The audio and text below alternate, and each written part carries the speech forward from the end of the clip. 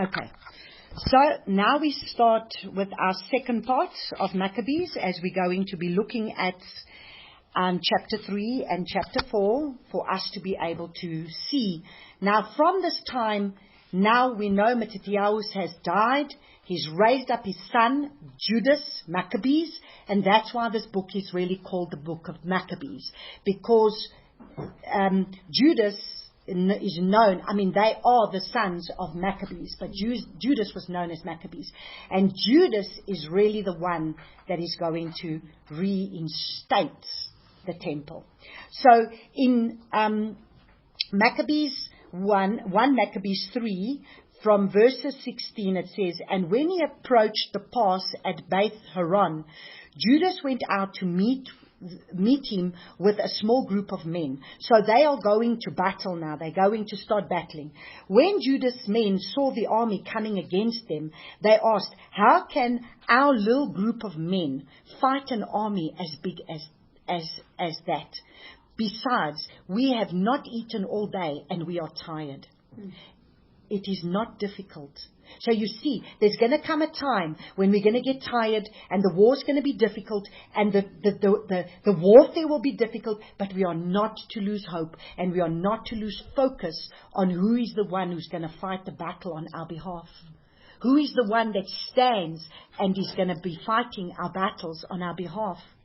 "It is not difficult," Judas answered, "for a small group to overcome a large one. It makes no difference to Yahuwah whether we are rescued by many people or just a few.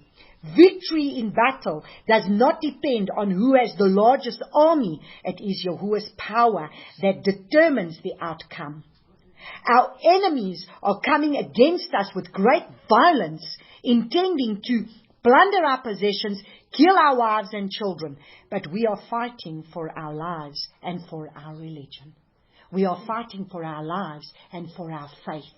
This says religion because obviously that's the way they interpret it. We are fighting for our lives and for our faith. So we are going to have to stand for our faith. "When we attack, Yahuwah will crush our enemies, so don't be afraid of them." Now, isn't it amazing? Isn't this exactly what is going on in Israel today? Isn't this where Israel has been for the last 71 years, that they have been a nation? Is this not exactly what the Father has done? That nation became a nation, and the very first day they became a nation, they already had their enemies come up against them and try to annihilate them and try to destroy them. But what did the Father do? All their neighboring neighbors came up against this tiny little nation that has just become a nation. And Abba got them to win the battle. So then if we look in Maccabees chapter 3, verses 29 was something very interesting to me. And look at what it says in verse 29. "But then he found that the funds in the treasury were exhausted." Because now, what did he do? When Antiochus heard what had happened, he was furious. He ordered all the armies of the empire to assemble in one huge force because now they'd been defeated. He was upset about it. So he gathered all the assemblies in one huge force. From his treasury, he paid a full year's wages to his soldiers in order them to be prepared for an emergency. So he's now even paying them because he just wants them to destroy these Jews. But then he found that the funds in his treasury were exhausted. Income from taxes had been decreased because of the disorder and the troubles he had brought on the world by doing away with the laws which had been in force from the earliest times.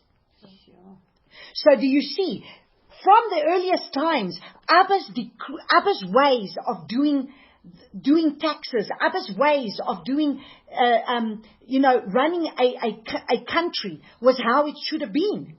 But now he goes, overthrows everything, comes and takes over, and now his own treasury is falling apart because he's not keeping Abba's laws and Abba's ways.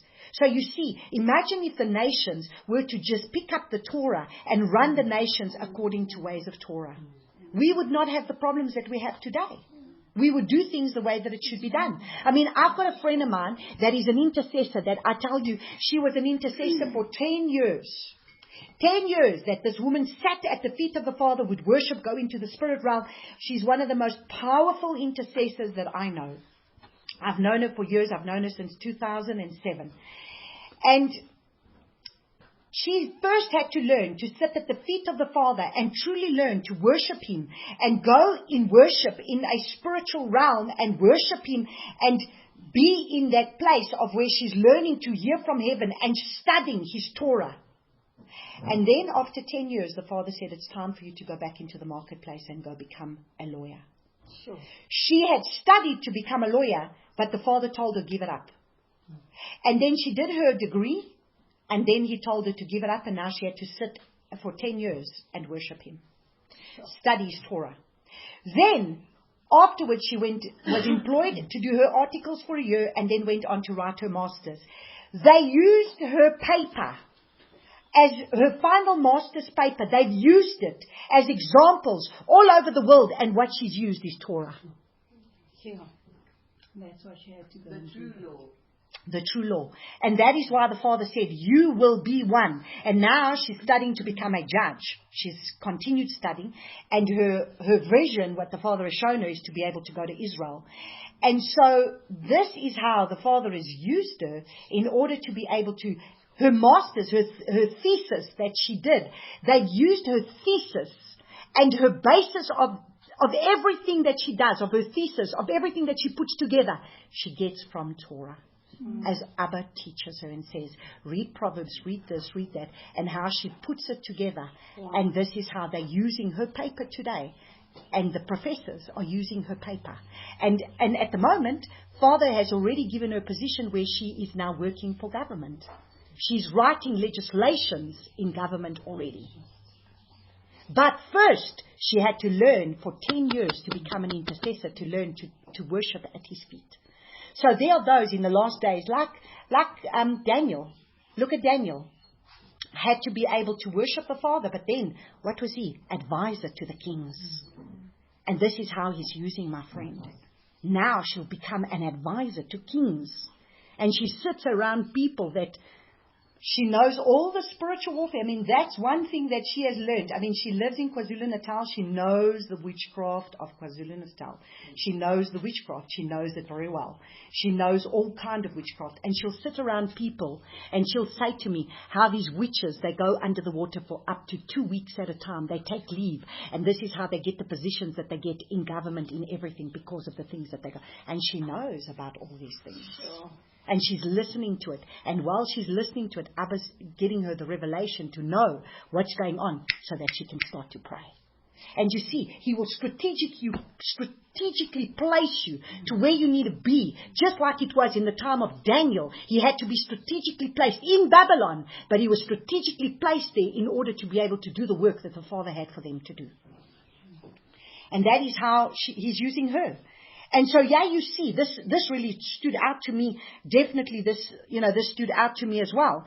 And so, now if we look at verses 35 from Maccabees 3, verses 35, Lysias was ordered to send an army against the Jews, especially the Jews in Jerusalem, to break their power and destroy them, so that no trace of them would remain. He was ordered to take their land and give it to foreigners, and who would settle the whole area.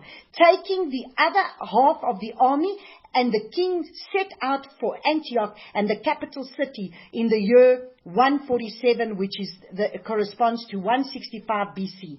He crossed the Euphrates and marched through Mesopotamia. Isn't it interesting? Look at that word that says, and listen to what he says, especially the Jews in Jerusalem, to break their power and destroy them, so that no trace of them would remain. Have we heard that in recent years? Where Iran has said, we will destroy Israel and we will remove them from the face of the earth, that there will be no trace of them. So do you see, history repeats itself.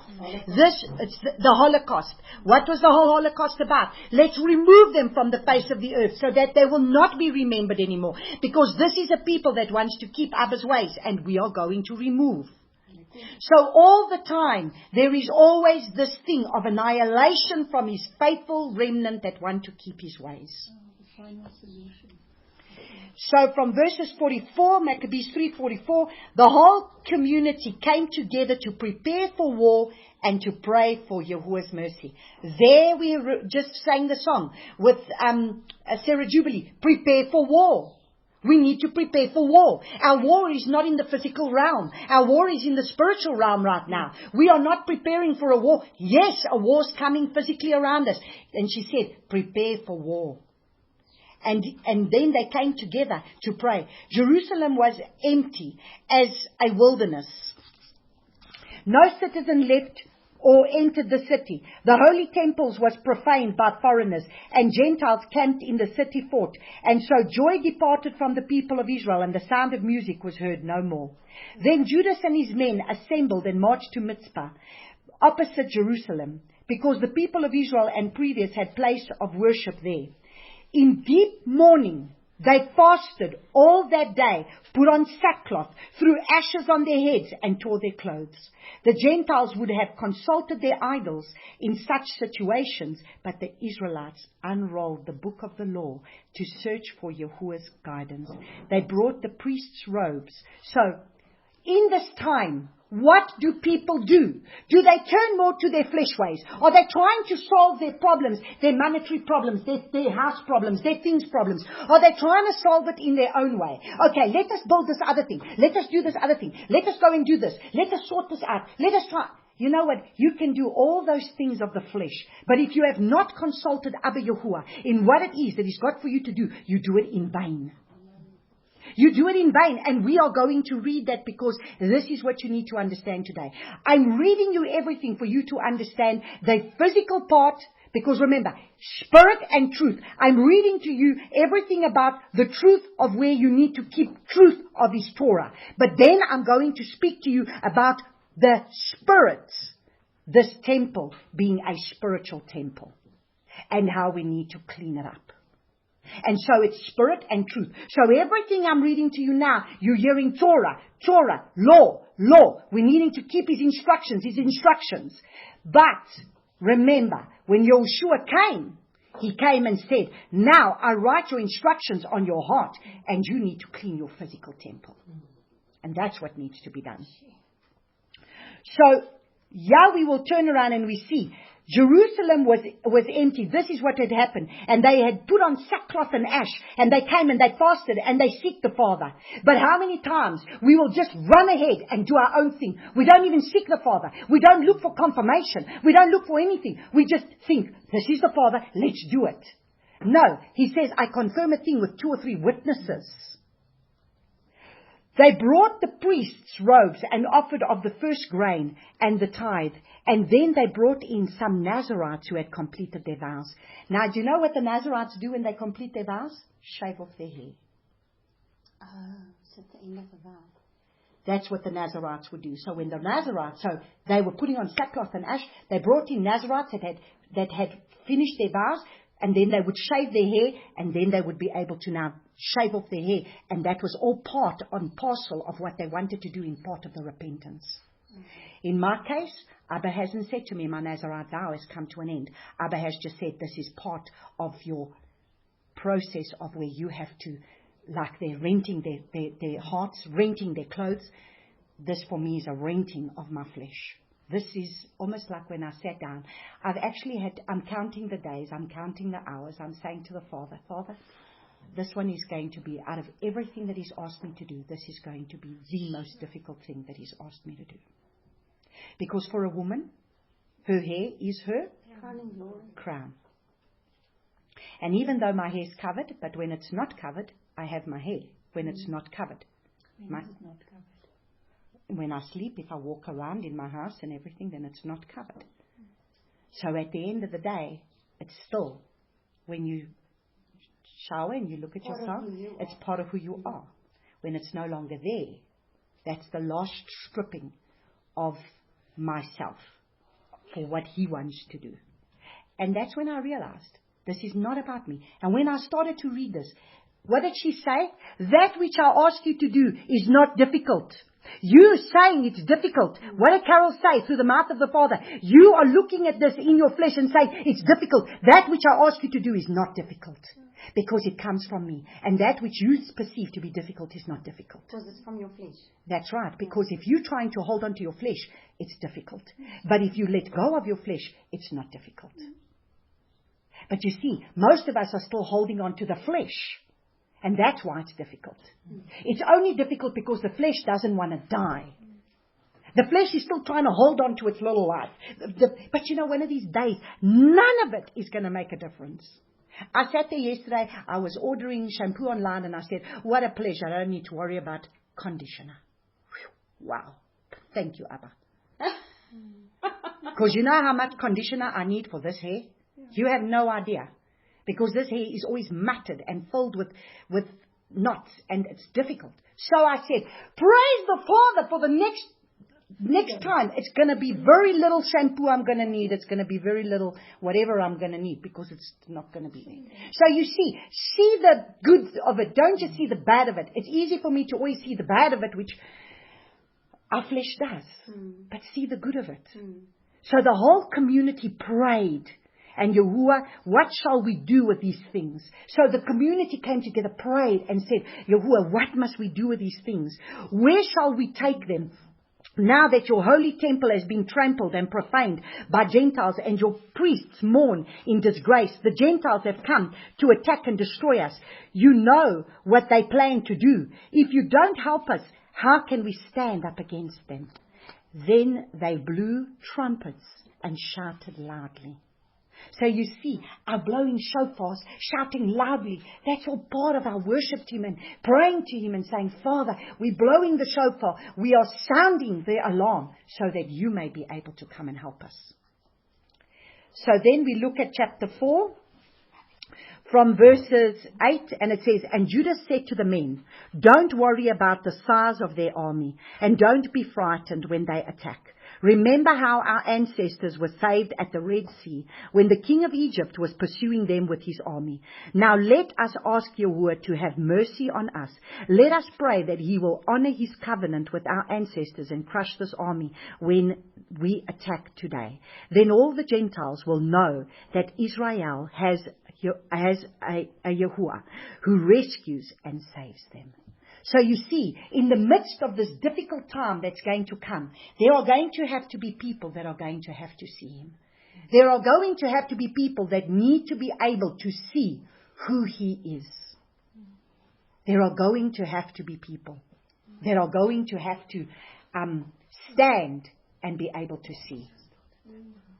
And that is why we will be put through the fire. That's why we're going to have to be tested. Because, understand something, if Shadrach, Meshach and Abednego had not been put in the fire, would they have been able to see Yeshua as the fourth man in the fire? No. If Daniel had not been thrown in the lion's den, would that king have been able to have seen Yahuwah at hand that closed the mouths of the lions? Would they have been able to have seen? No. So at the end of the day, there is only one way for them to be able to see Abba Yahuwah, and that's going to be through our trials and through our tests and through our difficulties of the things that we will have to go through. So now we're going to read from Maccabees 4, verse 30. When Judah saw how strong the enemy's army was, he prayed, We will praise you, Savior of Israel. You broke, because it says they marched into Edulumia and captured at Bethzur. Judah came to meet them with 10,000 men. And understand, they didn't have 10,000 men that were standing with them. So this again was one of those circumstances when, remember the prophet Elisha says, those who are for us are more than those that are against us. Oh, let me open your eyes and let me show you how many are for us. And when you see this small little number, you're saying, wow, let me show you who's on our side. Let me show you the armies of heaven. Remember when I saw the vision, how there were so many of those birds, and how I saw the eagles raising up, and the eagles were throwing those birds from one side to the other and throwing them out. Is that not exactly how it will be? Even though the battle seems fierce and it seems to be impossible, greater is He that is in you than he that is in the world. And Abba knows how to rescue those who will cry out on his name. And like I spoke at Shabbat, to overcome can also mean that to overcome means I need to die for my faith. That's also to overcome. That's what we need to understand. So when Judah saw how strong the army was, we will praise you, our Savior. You broke the attack of the giant by the hand of your servant David. And you set Saul's son, Jonathan, and the young man, let Saul's son, and the young man who carried his weapons defeat the entire Philistine army. Now, in the same way, let your people Israel defeat our enemy. Put them to shame in spite of all their confidence in their infantry and cavalry. Make them afraid. Let their bold strength melt away. Let them tremble at the prospect of defeat. We love and worship you. So let us kill our enemies that we may then sing your praises. So there's going to come a time that it's not a case of us to have to physically kill our enemy, but our enemy is going to attack us. Maybe even in our own minds, in telling you, where's your father now? Where is he now? He's not there for you, and he's not going to help you. And we are going to have to understand that we are going to have to quote his scripture. We are going to have to quote scripture. We're going to have to be reminded, as he was with David, so will he be with us. As he was with Moses, so will he be with us. And if it means that we are going to have to be led like a lamb to the slaughter, well then that's so be it. We will stand, but we will not bow our knee in fear. We will not. And the battle began, and the hand-to-hand fighting. About 5,000 of the Lycians' men were killed. When Lysias saw that his army was being defeated, and when he saw the reckless courage of Judas and his men, who showed that they were ready to live or die with honor. So whether we live or whether we die, we are going to honor the king. He returned to Antioch. Then he recruited some mercenaries and planned to return to Judea later with a much larger army. Verse 36, Judas and his brother said, now that our enemies have been defeated, let's go to Jerusalem to purify the temple and rededicate it. So the whole army was assembled and went up to Mount Zion.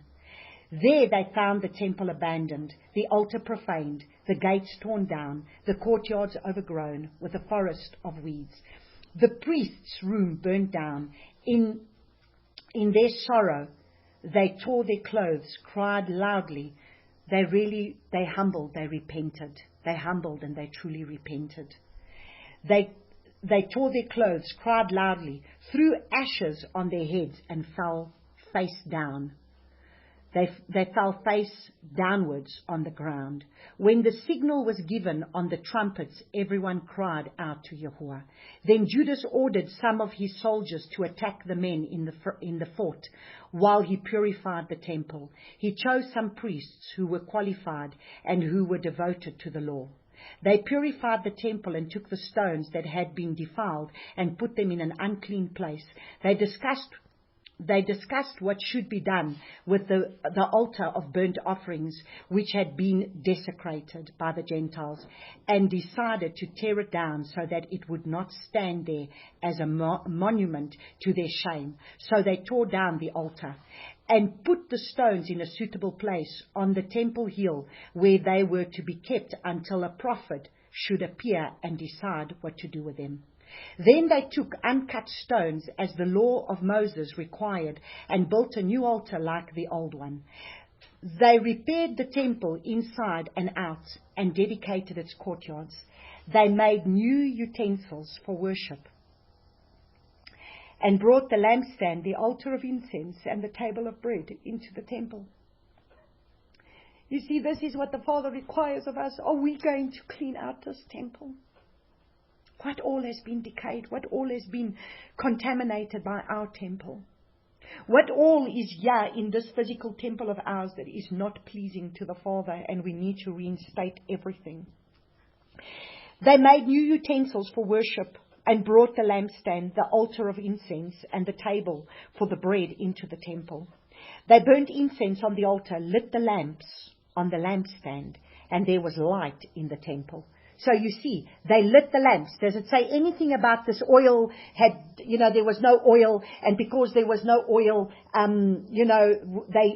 doesn't say anything of that. It says, they burnt incense on the altar and lit the lamps on the lampstand, and there was light in the temple. They placed the loaves of bread on the table and hung the curtains and complete all the work. So you see, everything that had been given to us in this tabernacle, in this temple, they replaced everything. They lit the menorah. And once again, light came back into the temple. And who's the light of the menorah? Who represents the 7 spirits of the menorah? The menorah represents the 7 spirits of Abba Yahuwah. And yeah, now listen. On the 25th day of the 9th month, the month of Kislev, 25th day of the 9th month of Kislev, in the year 148. Now, the time that they plundered it was the year 145. This is now 148, 3 years later. This is when the Father blew my mind. Because exactly to the day, 3 years later, on the 3rd day, Yeshua was plundered. Listen carefully. This is how the Father explained to me. Listen to what he says. Here we see how they put their, it says from verses 52, it says, we see very interesting, exactly 3 years to the date of when they defiled and desecrated the temple. Abba allows them to get it back, and foreshadowing the picture of what Yeshua was going to have to do for us. He was beaten, he was sold, he was humiliated, he was mocked, he was scourged, he became all the defilement, he took all the sin of the world, all the desecration on himself. But on the 3rd day, he rose from the dead. On the 3rd day, he becomes the perfect temple that is no longer going to be able to be desecrated, because he raises up on the 3rd day. And this is how the Father showed me that this temple that they're busy restoring now, remember, this is now 148 is in the year, corresponds to 164 BC. Exactly 3 years to the date, on the 25th day of the year of the 9th month of Kislev, which is the month where we are now, which will be from Thursday night, tomorrow night, to Friday. So Friday being basically starting tomorrow night, the 25th day of the month of Kislev, is now when this temple gets restored, and it's the 3rd day. And the Father has spoken to me since April when he resurrected, and he said, this is the 3rd day. We are in the time of the 3rd day. So everything of that desecration of that temple, who did it represent? It represented the stripping. Yeshua, when he went into the temple, when he went to the cross, what was everything that he had to go through? What did he face? He faced persecution. He faced humiliation. He faced being defiled. He faced, remember when he said, remove this cup from me, but yet not your will, but my will be done. What did the Father do? He put all the sins of the world on him and totally became defiled. But at this moment, when he resurrects on the 3rd day, he's totally restored to the fullness of his authority, in the fullness of seated at the right hand of Abba Yahuwah. And now he becomes the perfect temple that we are to be able to walk in shadow of, as he now becomes the one who's going to live in this earthly temple to lead and guide us. So on the 21st day of the 9th month, the month of Kislev, in the year of 148, was the anniversary of the day the Gentiles had desecrated the altar. So the Father says, on the 3rd day, everything that the Gentiles will have done, I am bringing to an end, and I'm going to raise this up. On that day, a sacrifice was offered on the new altar in accordance with the law of Moses. The new altar was dedicated. The hymns were sung to accompaniment of harps and lutes and cymbals, and all the people bowed down with their faces to the ground and worshipped and praised Yahuwah for giving them victory. So what is the new altar? Our hearts become the new altar to worship Him. Our hearts become the new altar of where He's going to reside and take residence now, to be able to have you become the fullness of who He is. So we are that third temple. Yes, we're going to look at this. So, for 8 days they celebrated the rededication of the altar. So for 8 days they celebrated the rededication of the altar. So this feast for 8 days, we should be celebrating the fact that this temple here needs to become the altar for Abba, rededicating our lives unto Abba to become the altar by which He can be able to worship through us and to do what He needs to do. And as we worship, we exalt, we embrace, and we raise up this new altar. Remember the song that we sang, the new wineskins. Yeshua became everything of the new wineskins. He came and He put that water, turned it into the wine, which was the new wine, which was the unfermented wine that was going to be nothing, that was going to be of mixed seed. Because everything that they had brought into that temple was everything of mixed seed, defilement. And now Yeshua brings the fullness of no mixed seed. Fullness of that. They reinstated the fullness. That's why even that altar, they had to take it out and rebuild a new altar with unhewn stones. They didn't leave the old altar there where they had sacrificed to pagan worship on that altar. They removed that altar.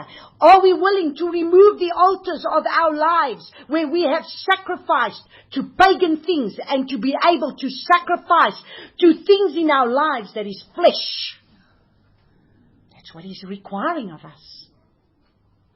Are we willing to remove those things in us? And we're going to look at this in a deeper way, because as He opened this up to me, it's bigger than I can imagine.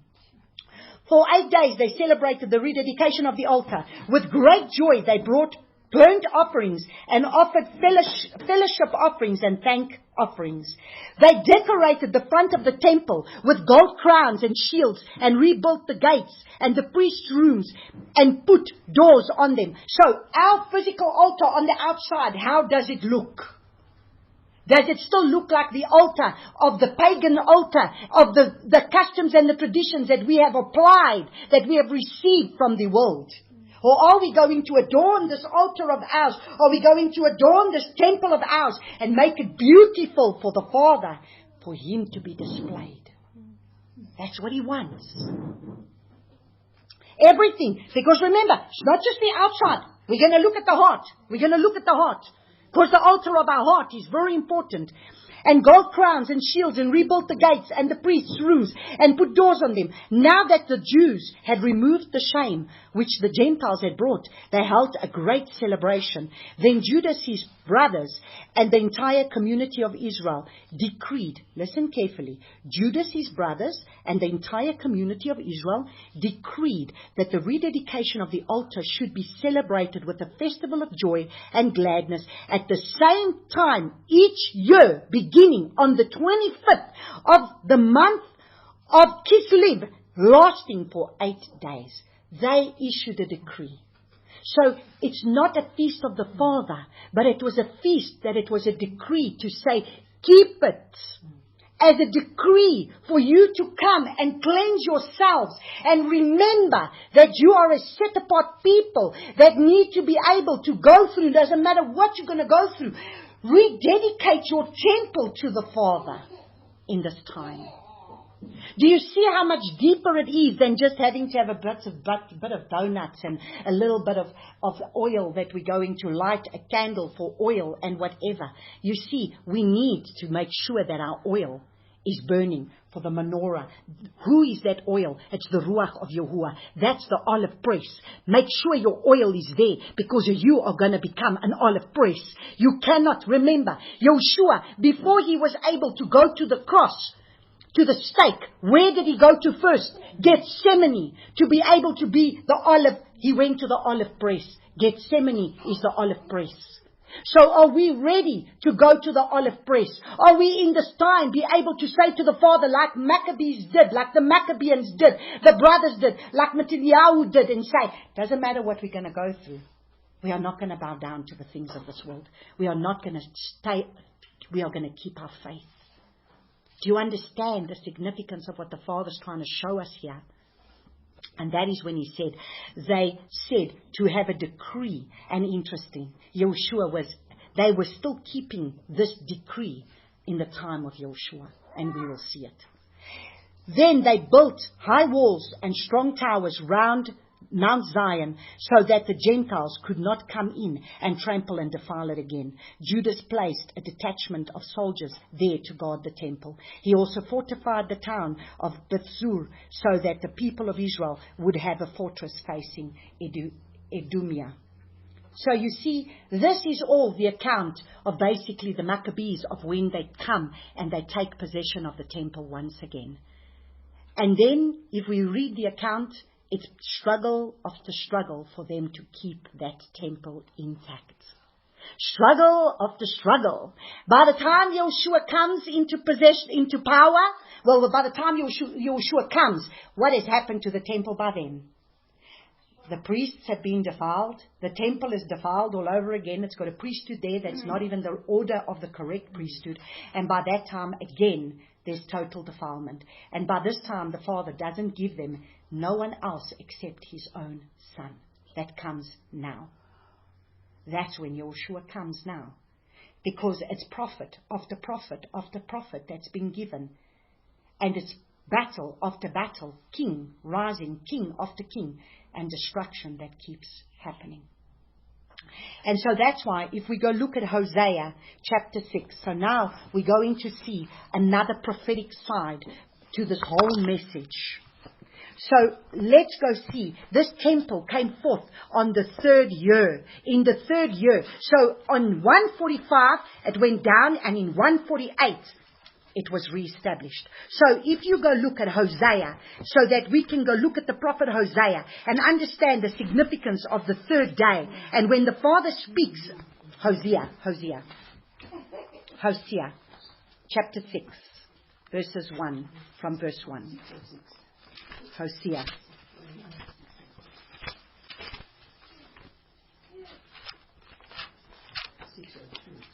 6 from verses 1. And so now understand, this is now when we get to a time of when we need to understand the Father, the prophet is speaking prophetically. And this is why we need to understand what is the season that we're in. What is the timing that we're in. We're in the season and the timing of this third day. And listen to what he says in Hosea chapter 6 from verse 1. Come, let us turn back to Yahuwah, for he has torn, but he does heal us. He has stricken, but he does bind us up. After 2 days, he shall revive us. So they battled. They battled for those 2 years. They battled. But on the third year, what happened? After 2 days, he shall revive us. And on the third day, he shall raise us up so that we live before him. So let us know. Let us pursue to know Yahuwah. His going forth is as certain as the morning. And he comes to us like the rain, like the latter rain watering the earth. Now look at what it says in verse from 5 and 6. Therefore, I have hewn them by the prophets. I have killed them by the words of my mouth. And my right rulings break forth as the light. Because this is what he wanted. He wanted Israel to be able to be his, to be able to be set apart, to be able to know that they are to live before him on this third day. He says, for I delight in loving commitment and not slaughterings, and in the knowledge of Eloah more than ascending offerings. But like Adam, they transgressed the covenant. They acted treacherously against me. So you see, this is exactly what has happened. Abba has given us his Torah. Abba gave us his word. Abba gave us everything for the last centuries, for the last how many thousands of years, He's given us His Torah, His way of how He wanted us to be able to serve Him. There the Maccabees were people that were willing to die just because they wanted to keep the Father's law and His Torah and His ways. Interesting how this gets taken out of our Bibles. Why? Because they don't want us to read this. It gets taken out of our Bibles. But He gives us who? Yahushua. On the third day that He's going to resurrect. On the first day, He's stricken. He's going to be stricken. He's going to go through all of this. He's going to go down to Hades. And then He's going to come up on the third day. And on the third day, He leads captivity captive. He leads those in captivity to be able to be free. He takes captivity captive. And He brings a freedom. To say, no longer do you need to be bound by the fact that your flesh is going to bound you because you cannot keep my ways. Because now I have given you my Son. You have no more excuse. My Son is there. My Son is going to lead you. My Son is going to guide you. My Son is going to teach you. And you have my Ruach. My Son became your perfect example. And now I give you myself. My Ruach that I put within you to lead you, to guide you, to teach you so that you have no excuse to keep my ways.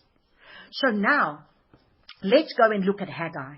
Because when the Father took me to Haggai, I sat and I said, in the early hours of this morning, I'm looking at all of this and He says, go look at Haggai. Because I'm bringing about a new temple. Go look at Haggai. So, Haggai. Let's go to Haggai. It's after Zephaniah, before Zechariah. Haggai.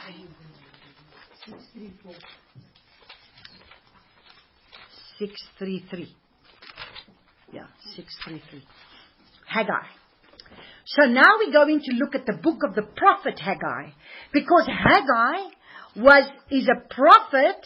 This is a book of where Father spoke the word which came by Haggai the prophet to Zerubbabel son of Shealtiel, governor of Yehudah, and to Yehoshua son of Jehozadak the high priest, saying, thus spoke Yahuwah of hosts, saying, this people have said, the time has not come, the time the house of Yahuwah is to be built. So here we see once again a temple being destroyed. This is again at the time of, if we go back and see, this is at the time of when we're going to see what has happened after they've gone into Babylon. When the Father is going to raise up Nehemiah. When the Father is going to raise up Ezra. That's going to raise up now. And that this time has come. That this is why Daniel was praying before the Father to say, you said, Abba Father, 70 years. Now do you understand why it's so important that the Father needs His prophets in this hour to hear Him? Because if the prophets understand timing, the prophets will not be led astray by voices of this one or that one or whatever. The prophets hear His voice. The prophets have to decree. The prophets have to go and do the work of what needs to be done for the work that He wants to release. That is why, my goodness, I think the role of the prophet is the one most destroyed by Christianity, because they've taken the prophet to be one that's just prophesying. Meantime, behind the scenes, did you just hear what it said there in the book of Esdras? They went and put the altar on the hill, waiting for a prophet to come, or what needed to be dealt with that altar. Because the prophet was the one that was going to need to deal with the altar. And that is why Father has need. And the prophets have different calls. Not even every prophet is called the same way. And He calls each one differently. But we need to understand that this is an hour now where the Father has got His watchmen, where the Father has got His prophets, to be able to have to hear, just like Daniel in his time, to be able to hear and know that if he was not going through the scripture, if he was not spending time to understand what the Father was trying to say through His word, he would not have the revelation of the timing that they were in to say, Father, 70 years is up and it's time that our people now need to come out of Babylon. And if it wasn't for a prophet praying that, they would not have been able to come out. And that's why Daniel was praying.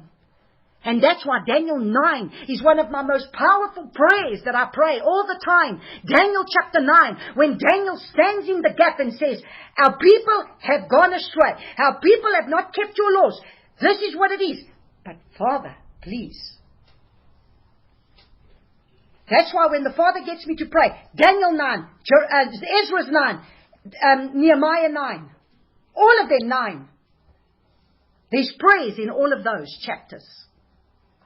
And so, when we stand and we look and we see what is going on over here in this book of Haggai, we see again a prophet has come. A prophet is having to speak. And what does he say?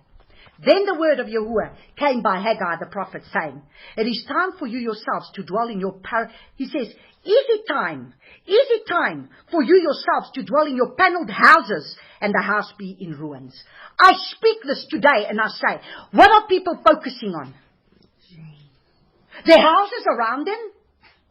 They're more concerned in the things around them than getting their own temple in order. Father is speaking in this hour, and He's going to speak. And listen carefully to what the scripture says, because we are going to see things of here that's very interesting. I have declared this Haggai chapter, He's given it to me so many times.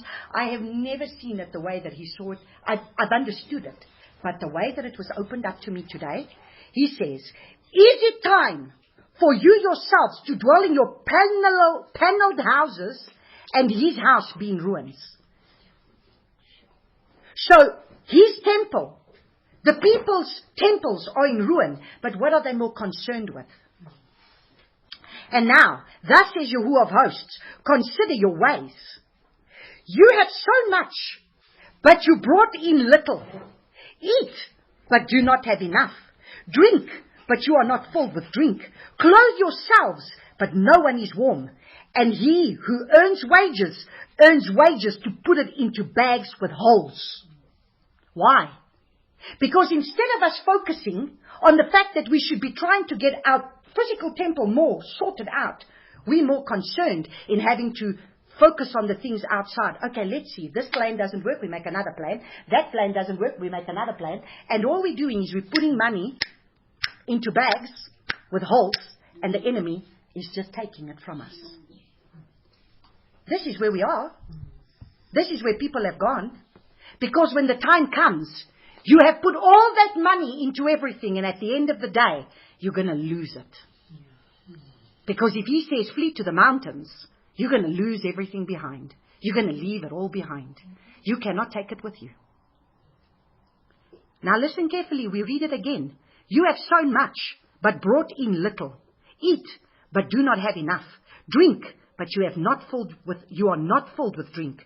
Clothe yourselves, but no one is warm. And he who earns wages to put it into a bag with holes. Thus says Yahuwah of hosts, consider your ways. Go up to the mountain, and you shall bring wood and build the house.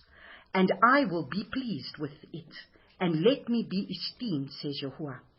When you look for much, then see, it came to little. So people are still trying to build their empires.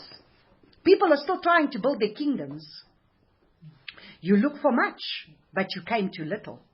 And when you brought it home, I would blow on it. Why? Declares Yahuwah of hosts. Because my house, which lies in ruins, while each of you runs to his own house. So what are we making more focus about? The fact that we should be cleansing our physical temple, which is the temple that carries the presence of the Father? Or are we more concerned with the things around us? Right now we need to prepare food. That's the most important thing. Prepare food. But if that becomes more important than you cleansing your physical temple, you have a problem. Your trust and your faith is not in the food that you're going to have.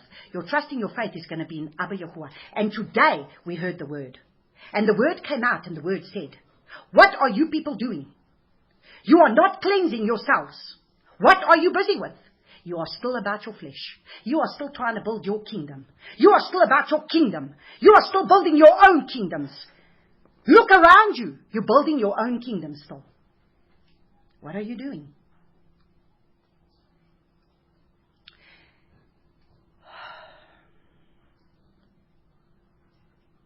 That's why the word that came forth this morning was a hard word. Because the Father is speaking now and saying, do you not understand that nothing of this is going to matter in the end? Do you not understand? Do you not understand that nothing of these worldly things in the end is going to make any difference? Because if you have not come and set yourselves apart to seek me in what you are to do, you have wasted your time. You have put everything into bags of holes that's going to bring forth nothing. That's why he says, when you look for much, there it came to little. And when you brought it home, I would blow on it. Why? Declares Yahuwah of hosts.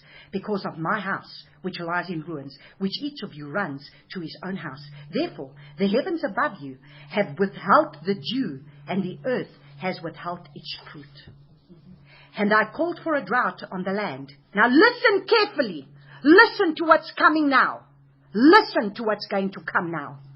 And I called for a drought on the land, and on the mountains, and on the grain, and on the new wine, and on the oil, and whatever the ground brings forth, and on the man, and on the livestock, and on the labor of the hands. He's bringing a drought. He's going to stop your labors. He's going to stop your work. He's going to stop your financial things. He's going to stop everything. And then guess what? The people will have no option, just like when we were in lockdown. We had no option but to be on our knees and seek his face, because there was nothing going. Nothing going. He brought to an end our jobs. He brought to an end. Now, listen to what has happened. Since then, how many months? What has people gone back to? Where are we now after all those months? Are we back to square one again? Where are we now? Did we take the time? Remember, that was the word that the Father gave me. Be careful that when you come out of the cleft of the rock, you don't return back to where you were before. We came out of the cleft of the rock, and instead of us staying in the place of where we can clean our temples out, and this is the warning that's been coming the time, we need to get our hearts right, we need to get our lives right, we need to get ourselves in order. No, what have we busied ourselves with? The things of the world and the things of the flesh. He says, I called for a drought, and now the drought is going to come. On the land, on the mountain, on the grain, even on the new wine, which means when the internet is gone, all the words, and that was what the Father still spoke the other day, one of these days, all the words where the people are speaking, warning the people, there will be nothing anymore. They will no longer be able to warn the people anymore. It will be dried up. It will be gone. They will no longer be able to hear another person being able to say to them, get your life in order, get right. They have not done it. What's going to happen then? It's too late. Because there will be no more words. Right now, we still have the prophets. The prophets are still speaking. The prophets are still saying, repent, turn back, get your life in order, come right. The Father is still speaking through the prophets. Our internet is still on. We're still online. We're still being able to get YouTube. We're still being able to see what's going on around the world. When all of that is going to come off, because I was already told that by January next year, all these things are going to come to an end. So when all of this stops, then there's the drought of the oil and of the new wine. There's no more oil that's going to come to you. There's no more new wine that's going to come to you. And then you're going to be alone. And Zerubbabel, son of Shealtiel, Yehoshua, son of Jehozadak, the high priest, with all the remnant of the people, obeyed the voice of Yahuwah their Elohah, and the words of Haggai the prophet, as Yahuwah their Elohah had sent him. And the people feared the presence of Yahuwah. Do you know what the problem is? The people do not fear the presence of Yahuwah. Yahuwah speaks through his prophets, but the people do not fear. It's like Elsie always says to me, familiarity breeds contempt. When people become familiar, they no longer hear. That's why he's got to send another prophet. Because familiarity breeds contempt. And the Father warns, and the Father speaks, but the people do not hear. Because why? We build our own empire, we build our own kingdom. We don't even seek him to find out if this is his will. We don't even seek Him to find out, is this really what you want me to do? We just do. And then you know what we do? We then tell Him to bless what we've done. So we do, and then when we've done, we tell Him to bless what we've done, and then when it doesn't work out, then we're surprised. And then we say, but Father, what has happened here? Here is the word of Haggai. When He says, you build your kingdom, you don't build mine. You're not building what I tell you to do. If you do what I tell you to do, there is a blessing on it. But if you build your own kingdom, there is no blessing on it. In the 7th month, okay, so now go down to Haggai chapter 2. Let's go from verse 5.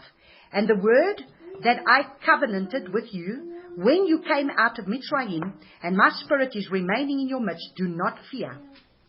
Now listen to what he says. For thus says Yahuwah of hosts, once more in a little while, I am shaking the heavens and the earth, the sea and the dry land. This is what's going to come now. I am going to shake the heavens and the earth and the dry land. And I shall shake all the nations, and they shall come to the delight of all the nations, and I shall fill the house with esteem, says Yahuwah of hosts. I will fill the house. What house is He going to fill? There isn't going to be another temple right now. So which house is He going to fill? He's going to fill our temples with His glory. Isaiah chapter 60 verse 1. Arise and shine, for your light has come. For the glory of Yahuwah has risen upon you. Great darkness is going to cover the earth, but they will come to the brightness of your light. So at the end of the day, what is it that the Father is requiring of us right now? He says, I am once again going to shake the heavens and the earth. And when I shake the heavens and the earth, I am going to raise up a people that I am going to shine my light through. Look what He says. The silver is mine and the gold is mine, declares Yahuwah of hosts. There, that was for me this morning. The silver is mine and the gold is mine, declares Yahuwah of hosts. Let the esteem of the glory of this latter house be greater than the former. So He wants to infill this temple of His with His glory. And it's going to be far greater than any physical temple made with man's hands. Says Yahuwah of hosts, and in this place I give peace, declares the Yahuwah of hosts. Very important you see that. I will give my shalom. I will give my peace. Why?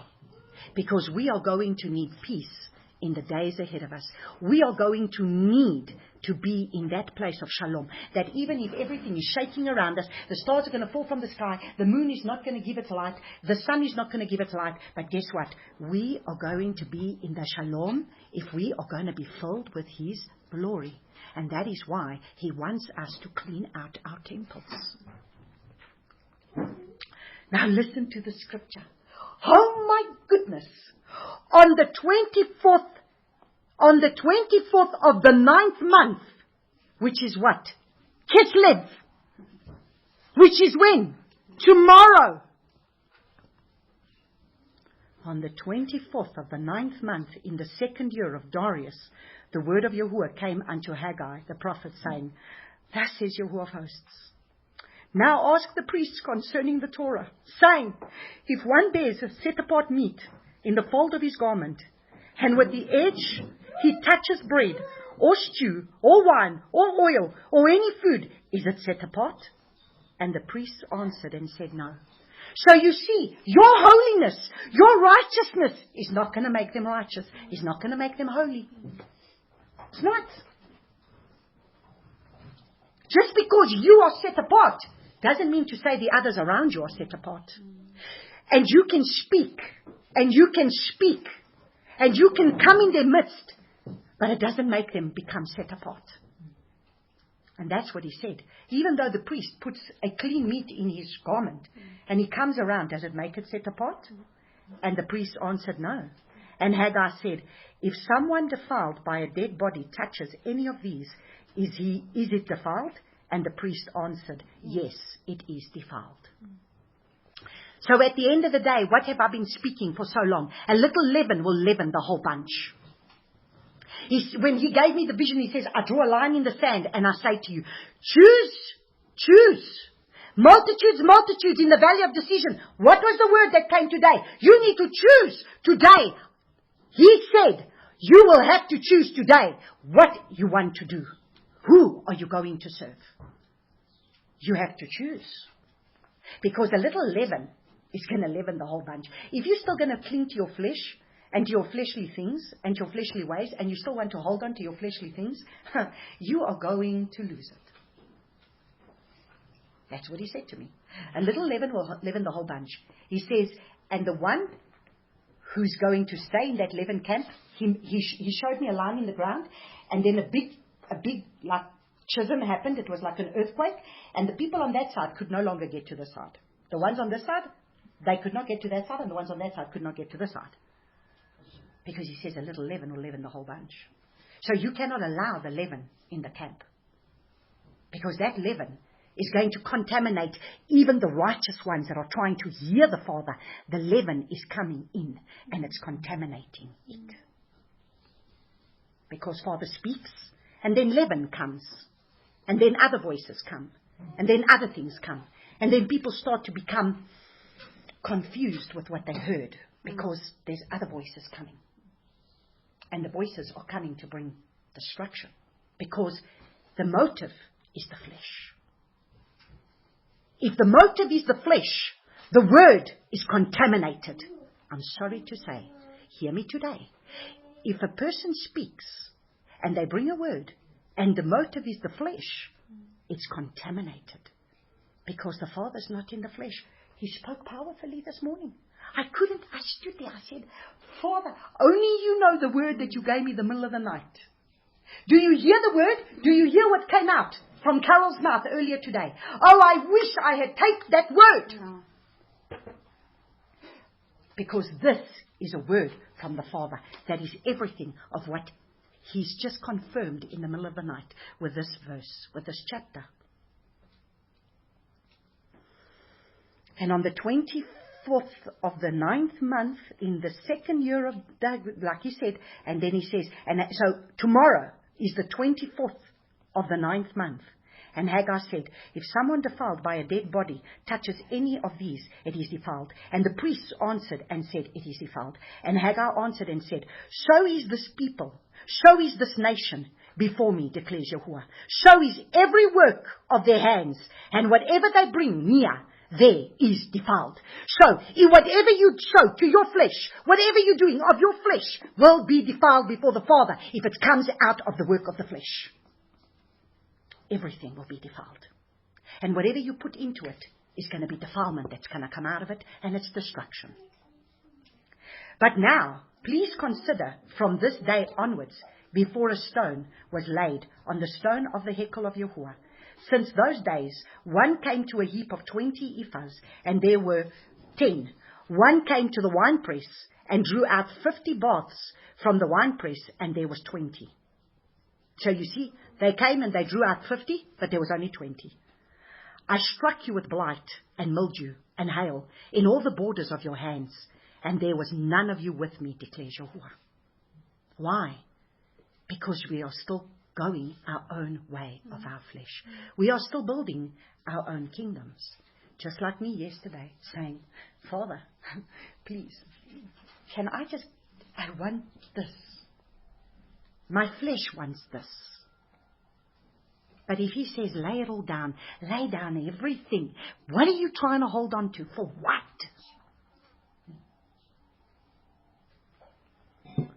Consider now from this day forward. Now this is Yah, He gives us the word. Consider now from this day forward, from the 24th day of the 9th month, from the day that the foundation of the hekel of Yahuwah was laid, consider it. How amazing is this, that even when the Father laid the foundation of His temple, He did it on the 24th day of Kislev. Sure.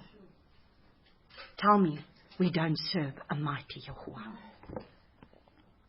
Tell me, we do not serve a mighty Yahuwah. Tell me, He doesn't have patterns. in how he does things. Because he was going to pattern that there was going to be someone that was going to have to rise up, his own son, that was going to become this temple. When this temple was going to be desecrated, defiled, he said, no more, because on the third day, there's going to be one that's going to rise up, and there will no longer be defilement, because he's going to be in the perfect order.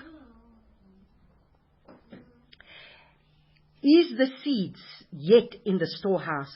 And until now, the vine, the fig tree. Now listen, what was all the fruit that we did? Yes. Is the seed yet in the storehouse? And until now, the vine, the fig tree, the pomegranate, the olive tree have not yielded fruit. So I've spoken to you. I told you, you need to yield fruit. I told you, I gave you the feast. I gave you the feast of Sukkot when I said, I want you to yield fruit.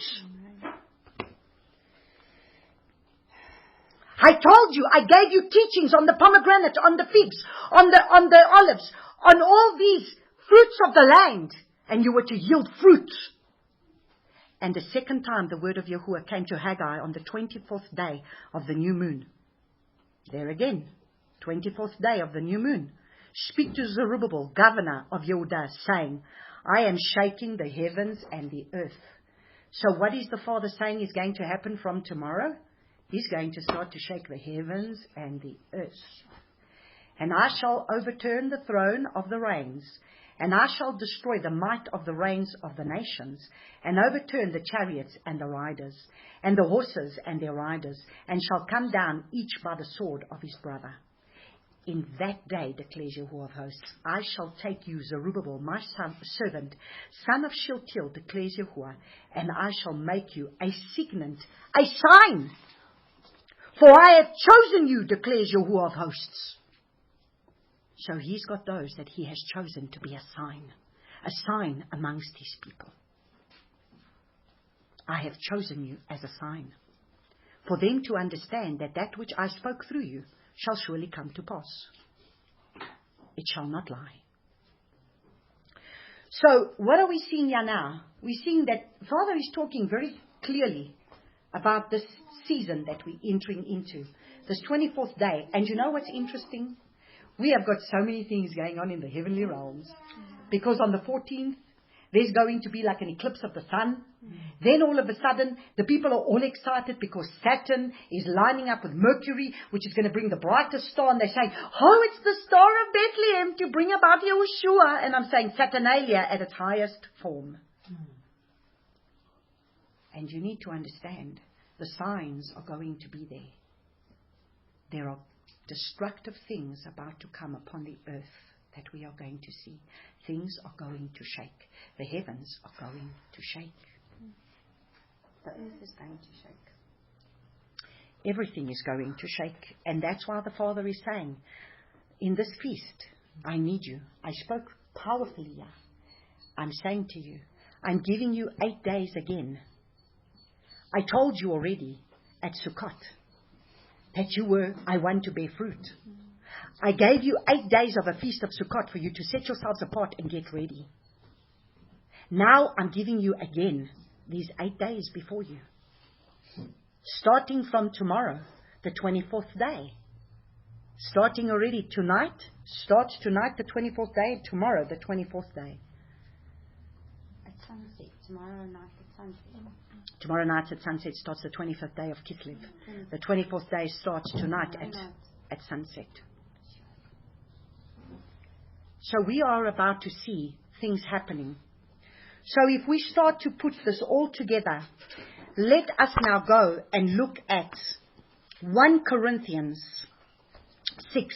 So Yah is talking about a temple. We've just read about, this was talking about the temple that needed to be built, which was the temple that then came when Ezra, in the time of Ezra, he came then to build the temple.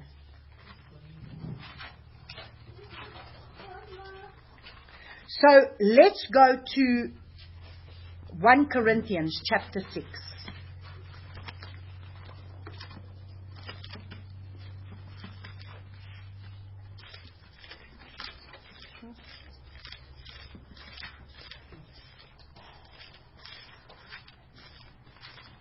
1 Corinthians chapter 6. Let's go to from verses 9 to 20.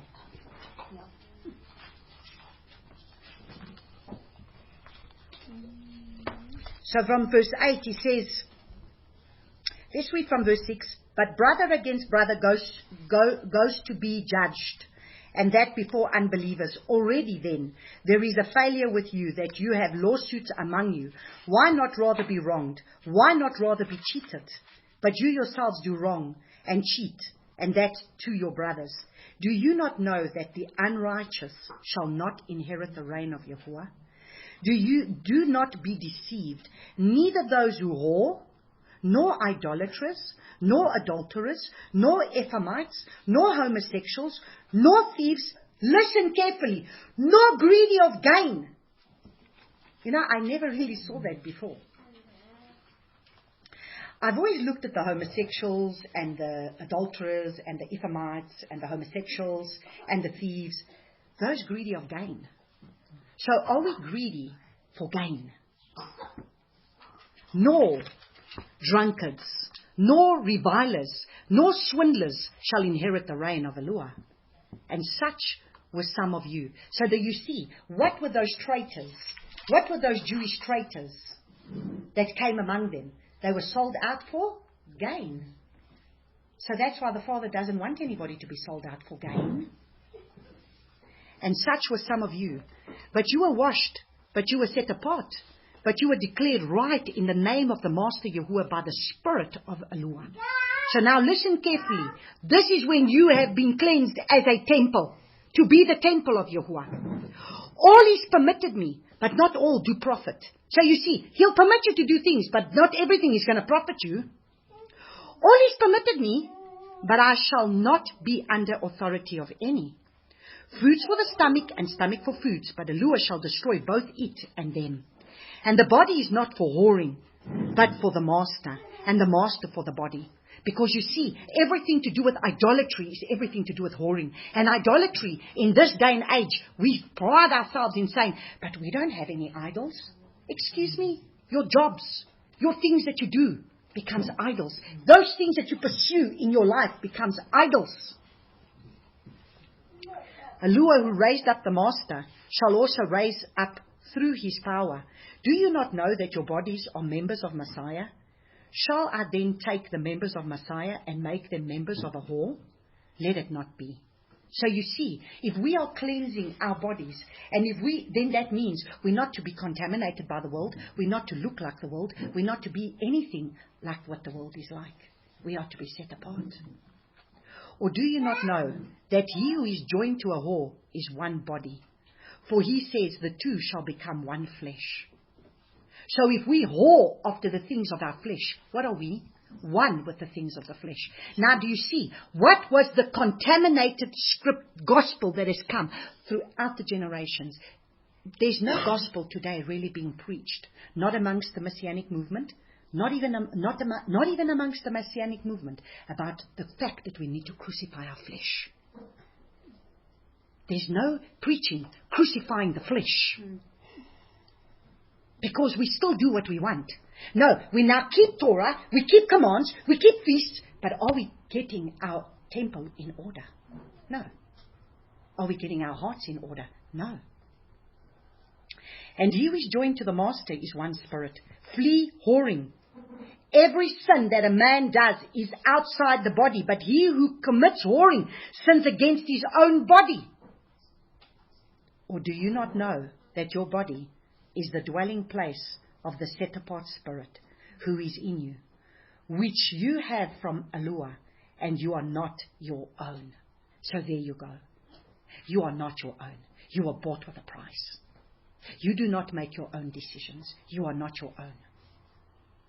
If you sow to your flesh, you will reap of the flesh, is what the Father said. And little leaven leavens the whole bunch. If you sow to the flesh, you will reap of the flesh. And if you sow to the Spirit, you reap of the Spirit. For you are bought with a price. Therefore, esteem Yahuwah in your body and in your spirit, which are of Yahuwah. Esteem Yahuwah with your body. So everything about this body is to esteem Him, is to raise Him up, is to bring glory to Him. Everything. everything. So whatever you look at, if it's not bringing glory to Him, then what are we doing?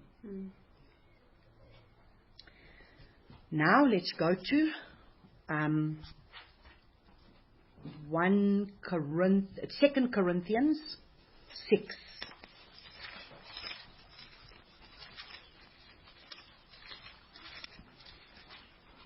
It's interesting that he chose to put this in both chapter 6s of Corinthians, and almost exactly the same scriptures. 2 Corinthians 6 from verses 14 to 18, and then 1 Corinthians 7:1, and it says, "Do not become even unevenly yoked with unbelievers." So do you see, if we still want to hang out with them, and we still want to be a part of them, and we still want to do the things that they do, what are we doing? What are we doing? If He wants to set you apart, you are to have nothing to do with it. That is very difficult to break free from that. I mean, when the Father said to me, you know what, I was not doing Christmas anymore. The Father stopped me from doing Christmas. But you know what? I would still invite them to my house to have a family dinner, like on a Thursday night, because I thought at least like that, I'm not celebrating the Christmas. I'll go on a Thursday night. And I told them all, I don't do Christmas. Please don't bring me presents. Please don't bring me crackers. Please don't bring me things. I'm not doing Christmas. There was no Christmas tree. There was nothing. And then on the next day, on the Christmas day, I would then go to my sister-in-law's house. And then again, everybody's wishing everybody Merry Christmas, and I'd just smile at them. But I wasn't celebrating Christmas, but then why was I there? Why was I there? Because it's my family. And now I don't want to break from my family, because what are they going to say about me? And you know what? Let me tell you what my oldest brother said. You are the one that divided the family. You are the one that has divided this entire family. You are to blame. It was. Because why? I made a decision and I said, okay, I can't. Father said to me, a little leaven leavens the whole bunch. You can't turn around and say that you are set apart to me, and yet you still seek their fellowship, and yet you still seek to be with them. What are you doing? If I'm there to bring them back to the Father, but now I'm still partaking of their evil ways. So what am I doing? And if your children were small? Well, what do you mean if they're small? If they were small still, and it was a family tradition. No, there's no such thing as family tradition. That's tradition. It's tradition. And your children are not to learn the pagan ways. Better to teach them the right way. And it's nothing other than fear. Exactly. So at the end of the day, we are to set ourselves apart. So what does He say? So that's when He spoke to me. And He said, you can't do this anymore. And then I made a decision and I said, okay, from now on, I will always go on holiday. Even if it means that I'm going to go on the 23rd, even if it goes on the 24th, but I will go on holiday and I'll be away at that time. I'll go camping, I'll go be wherever, but I will not be around, so that I need to be able to be part of their things and the things that they do. And then, now, they don't even phone me. Because in the beginning, they still used to phone me to want to wish me a Merry Christmas. Now, they don't even phone me. Because they know I am not going to be interested in their thing. Now that I'm not even with them, they won't even wish me. They won't even do anything. Because I broke away completely. And my brother accused me. He accused me to my other brother and said it was our sister that divided the family. Our sister was responsible for dividing the family. That is decision brought division. That's right. So at the end of the day, the decision that you have to make is going to bring a division. Yeshua said, I came to bring a sword. I came to tear mother against daughter, father against son, brother against sister. I didn't come. I came to bring a sword. That's what He said. But we want to look at other things. And so He says, what agreement does Messiah with what agreement has Messiah with Belial? Or what part does a believer have with an unbeliever? And what union has the dwelling place of Eloah with idols? For you are a dwelling place of Eloah.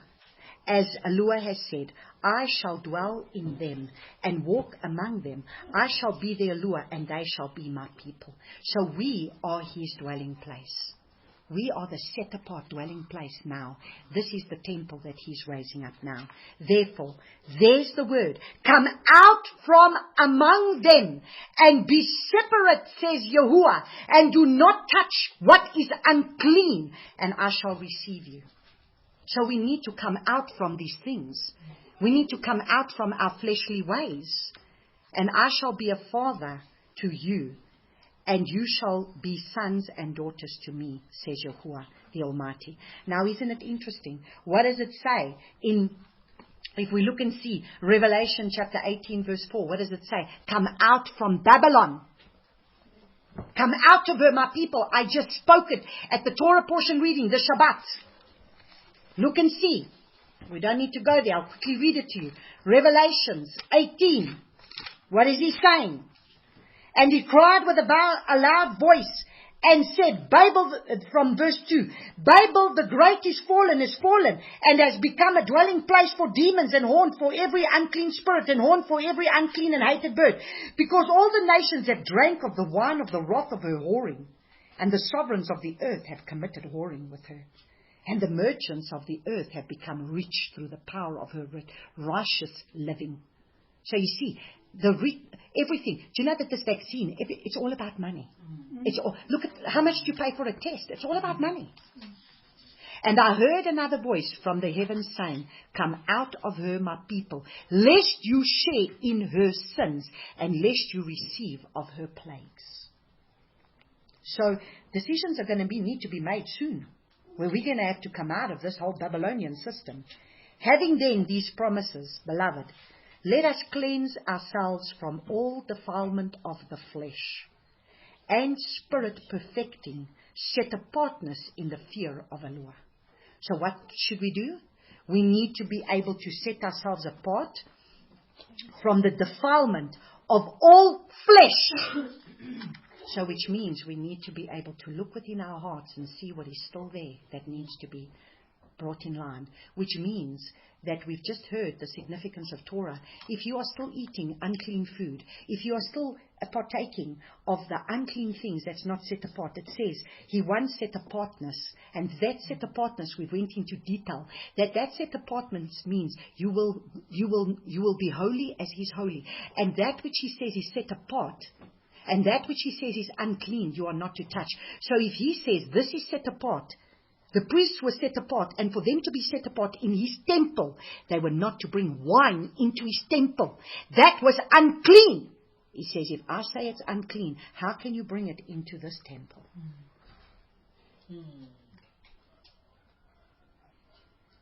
And this is where there's the mixed seed. And this is why we continue with mixed seed in the things that are there, because people are not learning set apartness.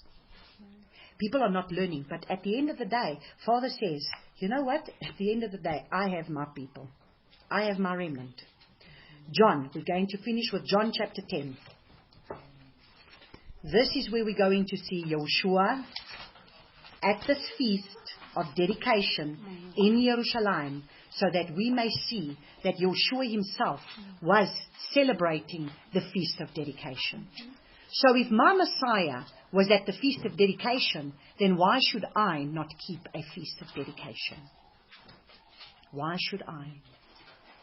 So we are going to actually start in John chapter 10 from verse 1, because I am going to read John chapter 10 from verse 1 for you to be able to see that, this is what was happening as He was already there by the temple, for us to understand what was Yeshua speaking about when He was at this feast of dedication. We need to understand this, what He speaks, together with the feast of dedication.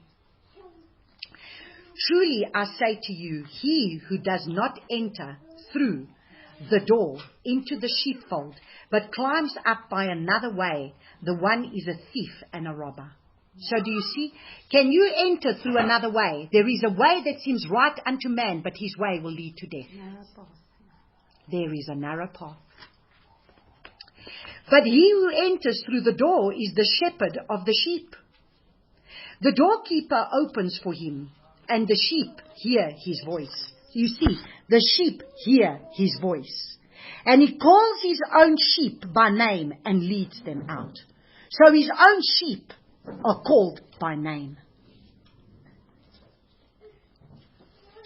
And they shall by no means follow a stranger, but shall flee from him, because they do not know the voice of strangers. You see, whose voice are we going to listen to? Are we going to listen to the voice of the shepherd? Do we know the shepherd's voice? Have we accustomed ourselves with the shepherd's voice? Are we listening to other voices? Whose voices do we listen to? Do we listen to his voice? Because he says, my sheep will hear my voice, and the voice of a stranger they shall not follow. He knows how to speak. He knows how to lead. He knows how to be able to lead and guide. Joshua used this figure of speech, but they did not know what he had been saying to them. Joshua therefore said to them again, truly, truly, I say to you. Now, if he speaks something a second time, you better be knowing that this is important. Truly, truly, I say to you, I am the door of the sheep. And all who come before me are thieves and robbers, but the sheep did not hear them. I am the door. Whoever enters through me, he shall be saved, and shall go in and shall go out and find pasture. The thief does not come except to steal, and to slaughter, and to destroy. I have come that they might possess life, and that they might possess it beyond measure. I am the good shepherd. The good shepherd lays down his life for his sheep. So, if the good shepherd laid down his life for his sheep, are we willing to lay down our lives for the shepherd? Amen.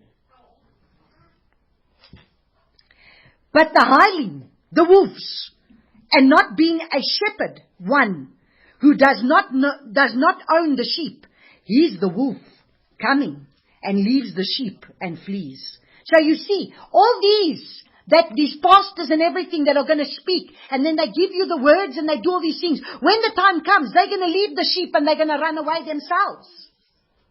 Because they were wolves. They were hirelings. They were not real shepherds. They were wolves amongst the sheep. The wolf snatches the sheep and catches them. And that is exactly, even Pastor Dana, he spoke about that. He spoke about those wolves in amongst the people in the churches. So what, do you think you can be in a place and there's no sheep, there's not going to be a wolf among you? There's going to be the wolves. And you saw the wolves. I saw them, yes. They came in my dream. Those wolves came. We were hiding. And those wolves came. And then the Father said, take the authority that you have. And I had to stand in authority, and that wolf had to bow. Because the Father gives authority. And now the hireling flees because he is a hireling and is not concerned about the sheep. I am the good shepherd. I know mine and mine know me. So you see, do we know him? He knows those that are his. He knows those that are his. Many are going to come in that day and say, but Yahuwah, Joshua, I cast out demons in your name. I prophesied in your name. I did all these things in your name. He says, depart from me, you children of iniquity. I do not know you. Even as the Father knows me, and I know the Father, and I lay down my life for the sheep. And other sheep I have, which are not of this fold. So listen carefully. He was talking to the sheep, the lost sheep of the house of Israel. There he's talking to the lost sheep of the house of Israel, because this is a time of feasting. They're coming up to the temple for the temple dedication.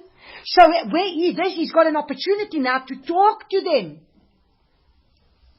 But look what he says. And other sheep I have, which are not of this fold. I have to bring them as well. And they shall hear my voice. And they shall be one flock with one shepherd. You see, that's where he's gathering now, the house of Israel, in the dispersion. Even those that are not true Israel, but they're grafted in. They too are his sheep that are going to hear his voice. They too have a sheep, that they are a sheep that only has one shepherd that leads them. Because of this, the Father loves me, because I lay down my life in order to receive it again. So you see, are we willing to lay down our lives? He says the one who lays down his life will gain it, but the one who loses his life will gain it in the end, but the one who tries and saves his life will lose it in the end. So will we be prepared to lose it for him? No one takes it from me, but I lay it down of myself. So no one needs to take my life. If I need, I will lay it down if I have to. If they want to kill me, they can kill me. Doesn't matter. I lay it down. Remember, Yeshua said, you don't take my life. I lay it down. Remember what he said to Pontius Pilate? You don't have the authority to take my life. I lay it down. I don't receive orders from you. He says, I have the authority to take your life. You have no authority unless it's given to you. So, no one takes it from me, but I lay it down of myself. I have authority to lay it down, and I have authority to receive it again. This command I have received from my Father. Again, there came a division amongst the Yudim because of these words. So you see, every time truth comes, division comes amongst the people. But then someone, because yesterday I put that word about this discernment is going to bring division, I was taken on about that by someone. Said, we want unity, we don't want division. This is not the truth. I thought, can you believe it? The minute you have to speak truth, division will come, because truth always brings more division. And many of them said, he has a demon, and he's mad. Why do you listen to him? So you see, there are those that are not going to want to listen to us. Others said, these are not the words of one possessed by a demon. Is a demon able to open the eyes of the blind? Now look at that. At that time, the Hanukkah came to be in Jerusalem, and it was winter. There you go. At that time, the Hanukkah came to be in Jerusalem, and it was winter. And Yeshua was walking in the set-apart place in the porch of Shlomo. There he was. He was busy walking to the porch of Shlomo. He was in the outer courts there, speaking his words. So the Yudim surrounded him and said to him, how long do you keep us in suspense? If you are the Messiah, say to us plainly. Yeshua answered them, I have told you, and you do not believe. The works that I do in my Father's name, they bear witness concerning me. But you do not believe me because you are not my sheep, as I said to you. There you go. So there are those that are not his sheep.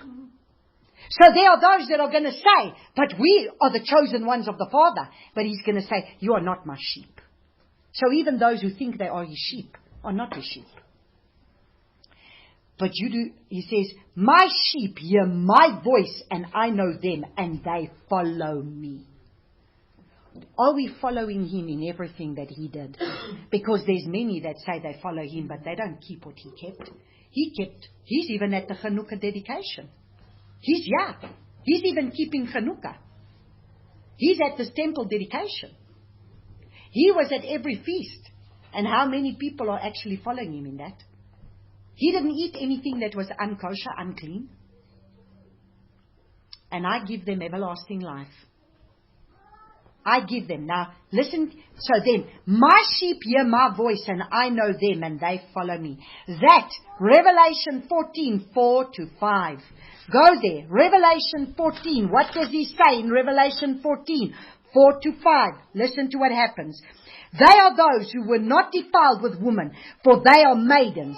They have not defiled themselves with the unclean things of the whoring of the things of this world. They are those following the Lamb wherever he leads them. They were redeemed from among men, being first fruits to Eluah and to the Lamb. And in their mouth was found no falsehood, for they are blameless before the throne of Eluah. Those are those following the Lamb wherever he goes. My Father, who has given them to me, is greater. So he says, and I give them everlasting life, and they shall by no means ever perish, and no one snatches them out of my hand. So guess what? Even if we die, we will have everlasting life. No one is going to snatch us out of his hand. My Father who has given them to me is greater than all, and no one is able to snatch them out of my Father's hand. I and my Father are one. And Abba Yahuwah and Abba and Yoshua have now want to dwell in our temples, and we are one with him, which is exactly what he spoke when we look at John chapter 17. The Father and I are one. So praise Abba Father. Here we see in John chapter 10 that we are to be sheep. And even if we are going to be sheep that's going to be led to a slaughter, we are sheep that know our shepherd's voice. And that is why we now need more than ever to hear the shepherd's voice. And we need to be able to follow the shepherd. Because soon all the voices are going to dry up. And then the only thing that we can do is be able to trust in him. And you know what? He says, you have to confirm. I confirm all things with 2 or 3 witnesses. So even when he speaks, we need to confirm it with 2 or 3 witnesses. He's very faithful, and he does it. Because we are living in a time of great danger. We are living in a time now of absolute shaking like there's never been before. And we are going to see things happening like we've never seen before. We are going to see signs in the heavens, that unnatural things that are going to start happening. We are going to start to see things. We are a generation that is the last generation of the things that need to come upon the earth. There is not another generation. This is the generation that is going to see the coming of Messiah. And who are we wanting to be? Are we going to be like Matthias? Are we going to be like him? Matthias? Are we going to be like him? Set apart and like his family, the Maccabean family? You know, in 2 Maccabees, or I think it's as you go further in Maccabees, there's a mother that loses all 7 of her children that get killed in front of her. All 7 of them. But she wasn't going to bow to anything that they wanted. She was going to stand for her faith. And she saw all 7 of her children killed in front of her. And this is the things that are on our doorstep. And that is why the Father says you can have no idols. We cannot have idols in our lives. We cannot make our children idols. We cannot make our houses idols. We cannot make our animals idols. We cannot make our husbands or wives idols. We cannot have idols. Because all these idols are going to be smashed when the time comes. Imagine someone comes and they put a gun to your head and they say, deny Yeshua or I kill your child now.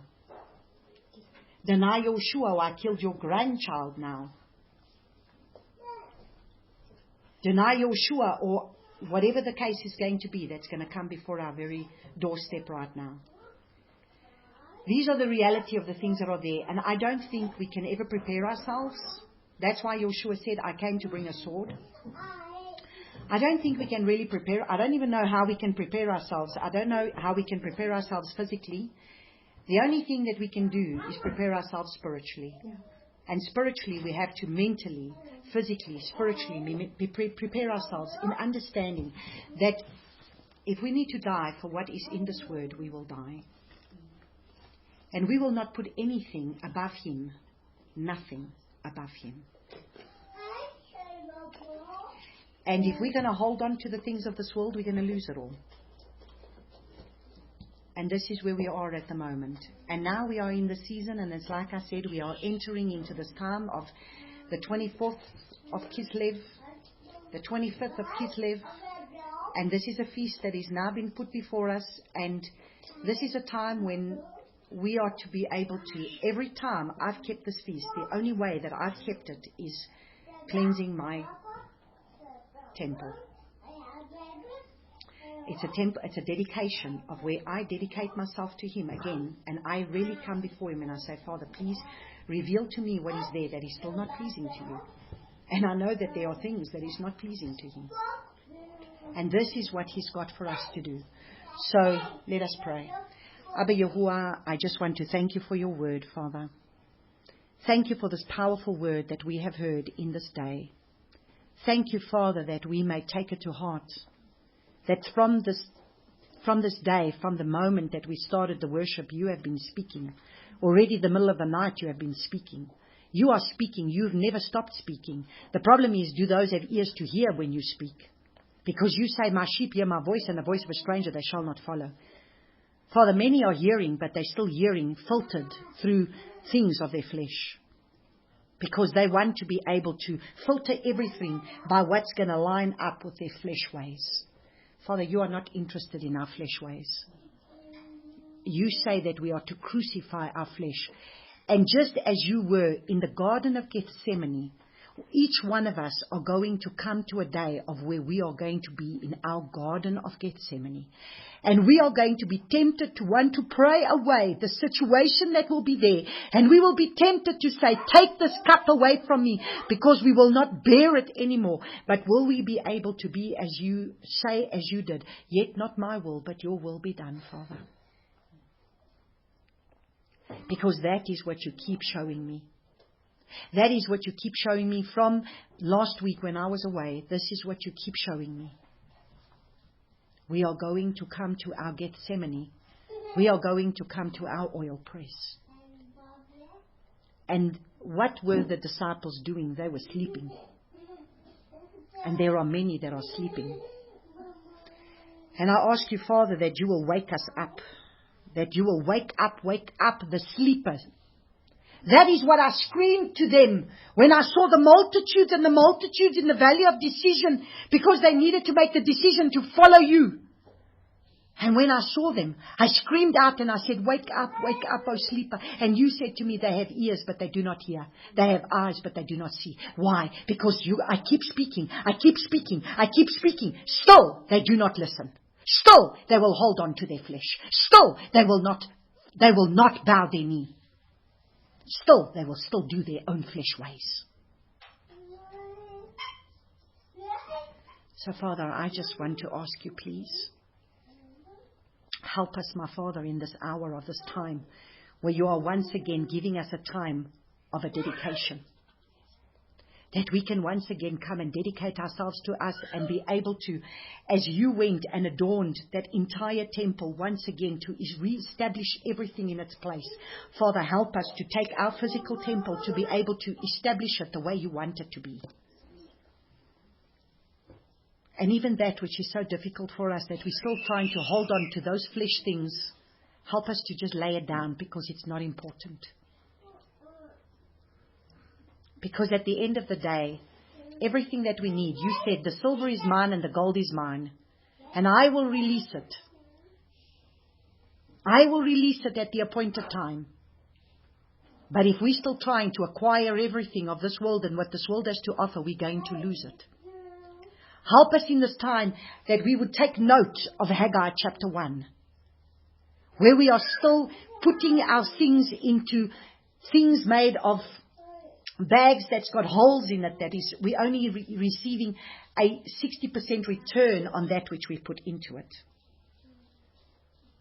And let us rather be able to be in a place of where we start to hear and do only that which you tell us to do. Not go about our own businesses as business as usual, but only do that which you tell us to do, because that is where the true reward is. And so, Abba Father, I pray, help us in this time. Help us in this time. That we would learn the pomegranate, that is the love that we need to cultivate. That we would learn from the fig, that we are going to be able to understand that fig tree was cursed because it did not bear fruit. Let us learn from the olive tree, the olive press, that needs to be able to bring the oil that's going to come in this time. This oil that needs to be able to once again light the menorah, that the seven spirits of Yahuwah would once again come and light up in our lives. As Yahushua is lit up in the tabernacle. He was lit up through the menorah. He becomes the most important person in our lives. He becomes lit up in our lives. He becomes the one that we look to, and that He's the only one that can come and lead and guide.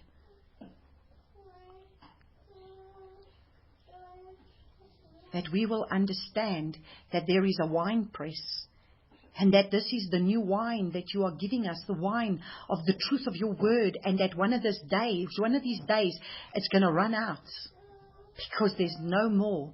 And we are going to have to, when the day is that maybe our Bibles will not be with us and whatever we don't have, but that wine is going to still come forth because of the word that will be within us, Father. That word that you will speak. But people will, just like you spoke in that word, they couldn't put new wine in old wineskins. And because, why? They wanted the old wine because it's better. Because the old wine still caters to the flesh. But your new wine caters nothing to the flesh. So help us, Abba, my Father, to crucify our flesh in this time. That we will truly be those that may be able to be counted worthy. Even to die for our faith. To be counted worthy, even to die for our faith, if that is what befalls us in the days ahead of us. But that we will make the decision to stand, knowing all, stand. Having done all, stand. Be faithful to Him and Him alone. We will be faithful to you, Abba Yahuwah. And so I thank you for your word in this day. I thank you that you alone will be able to bring within us, Father, the fear of you. Because it's the fear of you that's the beginning of wisdom. Help us to rent our hearts as they rented their flesh garments. Help us to rent our hearts to come and stand before you and say, Father, please do the work that only you can do. Help us to not try and raise ourselves up in this time to be seen by man, when the only person we need to be seen by is you and you alone. It doesn't matter what man thinks of us. How many people right now want to be seen by man, want to be able to have their name out there, seen by man, but not seen by you. Abba, my Father, I pray, please will you help us to stay humble in this time. Please will you help us to stay humble. That we will not think that we've arrived when we have not arrived. That you keep exposing our sins to us. Keep exposing the wickedness within us to us. Do not keep us where we are right now, but keep revealing truth so that it comes to set us free. And so I praise and I thank you for this in Yeshua's name. Amen.